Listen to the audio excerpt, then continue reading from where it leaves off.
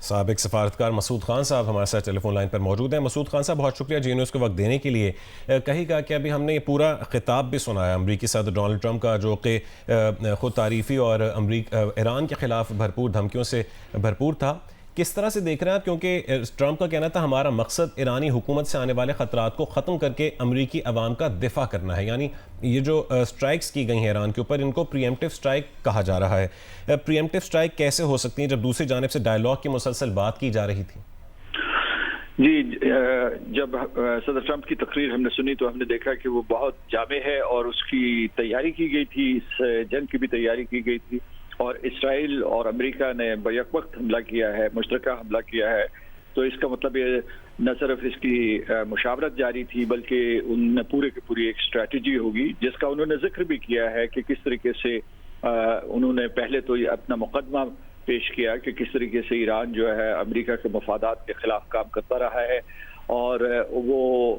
جب 1979 کا انقلاب آیا تھا اس وقت سے شروع کیا، اور اس کے بعد جو ہے وہ گنواتے چلے گئے ایک کے بعد دوسری چیز، اور اس کے بعد جو ہے یعنی وہ پورے کا پورا جواز دے رہے تھے اس حملے کا۔ اس کے بعد جو ہے امریکہ کے پاس 3-4 راستے تھے جو اس نے اختیار کیے ابھی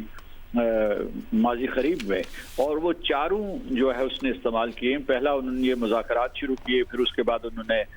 ایران کے اوپر مزید دباؤ ڈالنے کے لیے معاشی پابندیاں عائد کی، پھر جو ہے آپ کو پتہ ہے کہ 2-3 مہینے پہلے جو ہے ایران میں جو مظاہرے ہوئے تھے ان کی حمایت کی گئی کہ وہ اٹھیں اور اس نظام کو اور اس قیادت کو تبدیل کر دیں، اور اس کے بعد جو لیٹسٹ یہ تھا کہ انہوں نے جو پورے کا پورا ایک آرماڈا 2 جو ایئر کرافٹ کیریئرز یہاں اور اس کے بعد سینکڑوں طیارے یہاں منتقل کر دیے، تو اس سے ظاہر ہو رہا تھا کہ وہ حملہ کریں گے۔ اب یہ جو ہے یہ قیاس آرائی کہ یہ پری ایمپٹیو سٹرائکس ہیں، تو اس میں یہ کہا جا رہا ہے کہ شاید اس سے لوگوں کو یہ ہو کہ پاسداران یا کوئی اور جو وہاں باقی افواج کے لوگ ہیں وہ شاید امریکہ کی اس دھمکی کی وجہ سے یا اسرائیل کے اس حملے کی وجہ سے ہتھیار ڈال دیں گے اور وہاں لوگ اٹھ کھڑے ہوں گے، تو پھر جو ہے امریکہ کو ایک پاز کا موقع ملے گا۔ لیکن اگر ایسا نہیں ہوتا تو جیسا کہ صدر ٹرمپ نے خود کہا ہے کہ وہ بھرپور حملہ کریں گے۔ اور دوسرا پہلو یہ ہے کہ کیا ایران جو ہے اس وقت جوابی حملہ کرے گا، اور اگر کرے گا تو کیا صرف اسرائیل کو نشانہ بنائے گا یا امریکہ کے جو فوجی اڈے، جو بحری اور فضائی اڈے موجود ہیں، جن میں جو بحرین میں ہیں، قطر میں ہیں، اس کے بعد سعودی عرب، UAE اور اردن میں موجود ہیں، یا ان کا جو بحری بیڑا جہاں ابراہیم لنکن جو ہے اس کے ساتھ جو پورے کا پورا سیٹ اپ ہے جس پہ جو اٹیک کے لیے تیار ہیں کہ ان کے اوپر حملہ ہوگا۔ تو یہ وہ چیز ہے جو ایرانی قیادت اس وقت فیصلہ کر رہی ہوگی، اور کچھ لوگ یہ بھی قیاس آرائی کر رہے ہیں کہ کیا وہ اپنے علاقائی حریفوں کے ذریعے امریکہ کے اوپر حملہ کریں گے۔ تو میرا خیال ہے کہ اس کے امکانات کم ہیں۔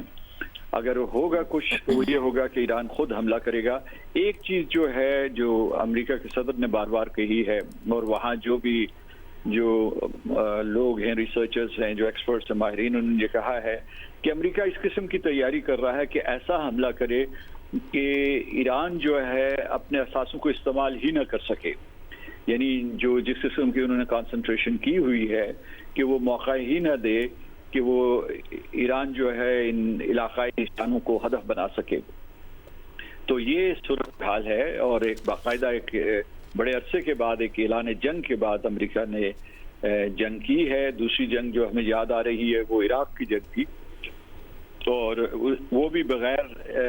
اقوام متحدہ کی توثیق کی تھی، یہ بھی بغیر اقوام متحدہ کی توثیق ہے۔